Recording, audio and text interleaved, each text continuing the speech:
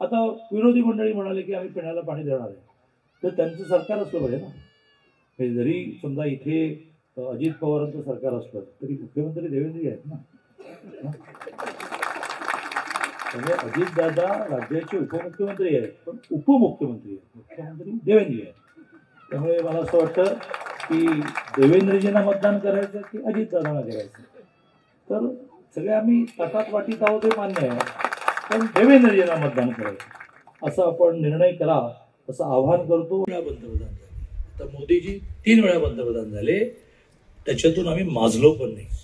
2 होते त्यावेळेला खचून बसलो नाही, आणि 303 आले आणि तिसऱ्यांदा मोदीजी पंतप्रधान झाले म्हणून आम्ही काय माजलो नाही. ह्या सगळे पक्ष संपवून टाका, हे अंड त्याला उचलून असं आम्ही केलं. त्यांना वाटतंय की भविष्य बीजेपीचं आहे, भविष्य मोदींचं आहे म्हणून ते येतात. आल्या आल्या त्यांना साखर कारखान्याला मदत झाली, ती काही ते तिकडे काँग्रेसमध्ये जाऊन झाली नसती. पण आता हे सरकार 29 पर्यंत जात नाही, 237 वाला आहे. का हो, 237 वाले पण सरकार जातं नाही जात ना. त्यामुळे 4 वर्ष हेच आहेत, वरती तेच मोदीच आहेत, इकडे फडणवीसच आहेत. मग संग्राम थोपटे सारखे ज्यांना आपल्या समाजाच्या विकासाची काळजी असते ते पक्षात येतात. आमचे जुने कार्यकर्ते इतके मनाने मोठे आहेत की त्यांना थोडे खळखळ करतात. मला असं कळलं की निवडणुकीत एका दुसऱ्याची खळखळ चालू आहे, ती आज दुपारी 3 पर्यंत संपेल. खळखळ करतात पण सामावून घेतात आणि मग म्हणतात की संग्राम थोपटे तुम आगे बढो. मी पण म्हणतो संग्राम थोपटे तुम आगे बढो, हम तुम्हारे साथ. असं नाही म्हणत की तुम्ही पुढे वा, आम्ही जरा नंतर येतो. बरोबर जात असं. आणि त्यामुळे कोणी त्याच्यावर टीका करण्याचं कारण नाही.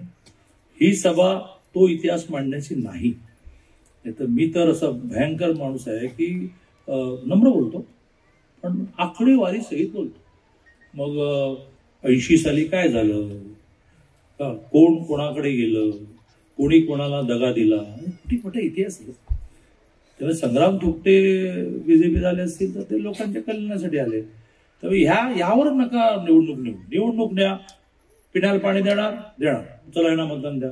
आता विरोधी मंडळी म्हणाले की आम्ही पिण्याला पाणी देणार आहे, तर त्यांचं सरकार असलं पाहिजे ना.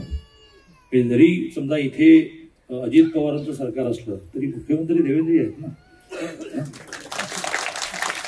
म्हणजे अजितदादा राज्याचे उपमुख्यमंत्री आहेत, पण उपमुख्यमंत्री आहेत, मुख्यमंत्री देवेंद्र आहेत. त्यामुळे मला असं वाटतं की देवेंद्रजींना मतदान करायचं की अजितदादांना करायचं. तर सगळे आम्ही ताटात वाटीत आहोत हे मान्य आहे, पण देवेंद्रजींना मतदान करायचं असं आपण निर्णय करा असं आवाहन करतो. आणि मला वेळेत पोहोचायचं असल्यामुळे आभाराची पण वाट न बघता माझ्या गाडीकडे धावत सुटतो. सभा पुढे चालू ठेवणार असेल तर कोणी मला सोडायला येऊ नका. माझ्याबरोबर मोठी सिक्युरिटी आहे, ती मला सोडते. जय हिंद, जय महाराष्ट्र.